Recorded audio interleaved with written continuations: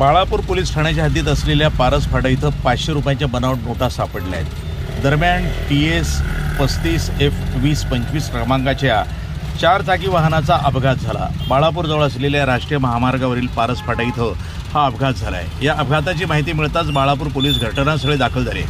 पोलिसांनी अपघाती वाहनाची तपासणी केली असता वाहनाच्या डिक्कीमध्ये तसंच 500 रुपयांच्या फेक करन्सी म्हणजेच नकली नोटा आढळून आल्या आहेत। विशेष म्हणजे या नकली नोटांच्या बंडलमध्ये सुरुवातीला आणि खाली 500 रुपयांच्या ओरिजिनल नोटा आहेत। याशिवाय पैसे मोजण्याची मशीन पोलिसांनी जप्त केली।